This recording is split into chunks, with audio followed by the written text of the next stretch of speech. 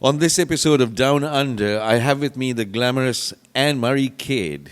Anne Marie, I have known for a long time, but I never knew the amount of uh, designations or amount of qualifications she had behind her name. She's a lawyer by profession. She's a divorce lawyer. She's a mediator. She's a conflict resolution specialist, whatever that means. But we're going to soon find out. She is a lady who came into Melbourne some time back, and we'll find that out as well when she actually came in. And she has made a huge mark on the community here and in Melbourne.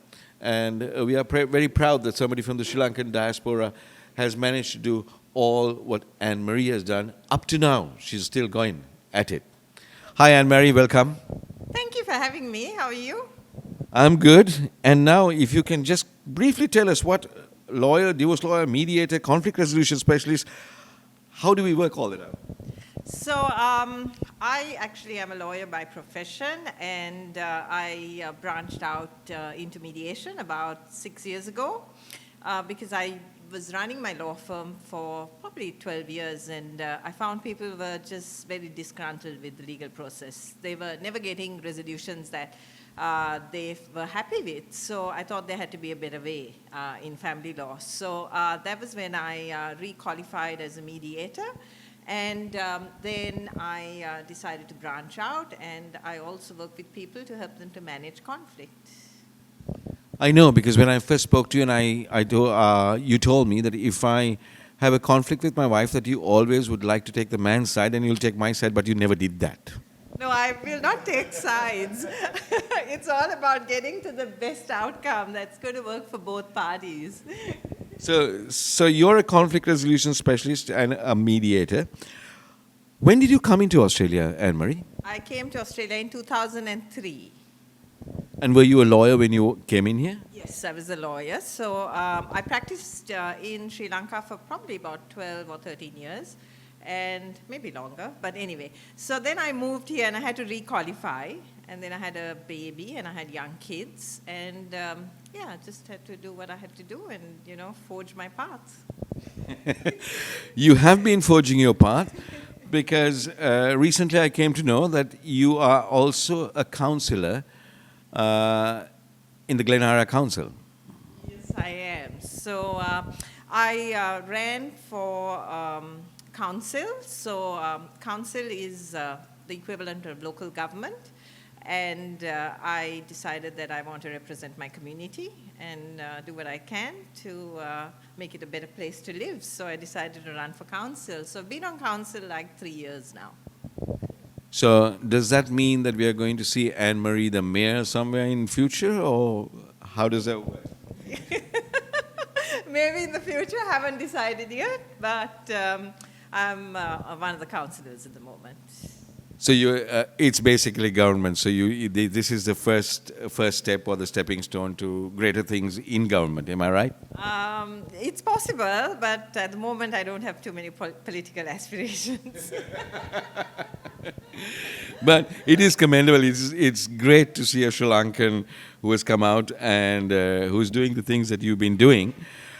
But leaving aside the serious part of your life from, the law firms, the council and all that, I keep bumping into you, and that's where I first saw you when I came into Melbourne, at every possible musical concert that I happen to attend. You pop up, be it Coldplay, be it whatever. You are very, very much interested in music, aren't you? I am, and I do love a wide variety of music. I find it very entertaining to go to concerts, and and why not? In Australia, we get the opportunity to do that. So I love doing that. Yeah, but you keep coming. There is no concert that has passed you by here. Possibly not.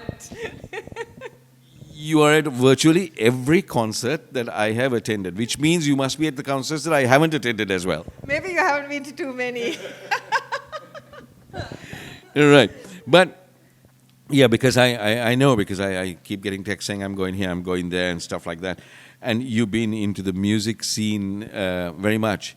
You're also very much into the fashion scene, aren't you, Anne Marie? Because you recently took up golf. Yes, Yes, I did. So then what has golf got to do with fashion? Because most people who take up golf go to a golf pro, and they begin to work on their swing, work on their grip, work on everything else. The Anne Marie that I knew or I heard of was very busy choosing the different golf kits that she had to wear every week. How many golf kits do you have? Oh, I have a few, not too many. Well, that's part of the inspiration or the motivation, I would say, to get to golf and practice my swing. See, this is the problem. When the person who's interviewing you knows you, we know the background, we are able to ask these questions. Because you kept turning up in different golf kits saying, I'm going for golf today, I'm going for golf today. The clubs never changed, but the kits always changed. I told you that's part of the motivation. How's your golf going now with COVID on? Oh, it's going well, actually. Yeah, I still play about 2 or 3 times a week. All right.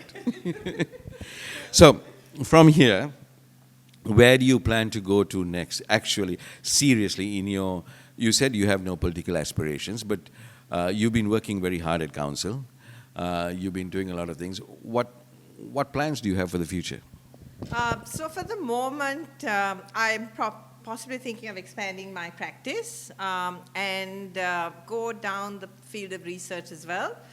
So I did win a Churchill Fellowship at the end of last year, and that means that I'll be researching a particular area of parenting. It's a post-divorce dispute resolution process. So I'm waiting for COVID to be finished, and then I'll be off on my way to 7 countries around the world, hoping to do that and then research that and come and implement it in Australia. And Mary, you mentioned the Churchill Fellowship. Can you tell me a little more about it? Is it Winston Churchill? Does it come from there? Yes, it does, actually. The Winston Churchill Trust awards Churchill Fellowship to Australians to research a particular area of interest to them. But what I'd had to do was identify a gap in the field that I'm working in. So I identified the field of parenting coordination, which is a post-divorce dispute resolution process. So I was awarded this fellowship, and I will be traveling overseas. So the whole idea in this is to research that area overseas, because we obviously don't have it in Australia at the moment, and then I come back and implement it and possibly, implement new laws and draw up a framework and, start the process here. So you very casually say that you have been awarded the Churchill Fellowship, but the Churchill Fellowship is a huge honor, is it? Yes, it is quite a prestigious fellowship, because it was started after Winston Churchill died. So it started in 1965, and they run it in the US, in the UK, in Australia and New Zealand, and it's offered every year. It's quite competitive because anyone in any field can apply. So yeah, I'm quite thrilled that I got it. That's absolutely great hearing that. And the 7 countries that you're going to, what are they? So I'm going to the US and Canada, the Netherlands, Spain, Israel, South Africa, and Singapore over 8 weeks. So you're going to go traveling around 7 countries around the world, moment COVID is over, of course. Based on this, is Sri Lanka also one of them, or is Sri Lanka just a detour on the way? It'll be a detour on the way for sure. Because I know that in Sri Lanka at the moment there's a huge push by people in Sri Lanka for they're fighting against abuse, they're fighting for women's empowerment. There are a lot of people. There's a lot of awareness going on at the moment, and I'm sure they would love somebody like you to be at least there or to be supporting them in what they do. What do you think of that? Would you do a remote control support to them? I'm always open to opportunities, and of course, I'm always grateful for the education I got in Sri Lanka. I was at Holy Family from grade 1 to grade 12, an amazing school, laid the foundation for where I am now. And I also went to Colombo University, did my law degree there. before I came to Australia. So I'm a very patriotic Sri Lankan citizen, and not a citizen, but very patriotic Sri Lankan all the same. But I'm happy to always, help people and, talk about what I do and if it's going to benefit them. So you're a patriotic Sri Lankan, or somebody, a Sri Lankan with a love for the country of your origin, but you have carved a very, very, I would say, admirable niche here in Melbourne with what you've been doing. And you said Holy Family Convent. Is this the Holy Family Convent that has Zellers opposite it? Yes, it does. All right. I know that school very well. I didn't know that you were from Holy Family. Okay. So, Anne-Marie, anything else that you'd like to add to this? Because I know of your love of music. I know the fact that you love to roam. You're talking about 7 countries very gleefully, because I know that you take off from Melbourne and suddenly end up at Hamilton Island or someplace like that, and you're out there for a week. And you do it all the time. So obviously you love travel, don't you? Yes, I do. Traveling is actually my first love. I would hop on a plane and just go off anywhere. And now with the ability to work remotely, the possibilities are endless. So yes, just looking forward to getting back to travel and life. But at the moment, I'm just, taking one day at a time and just loving life. That's it.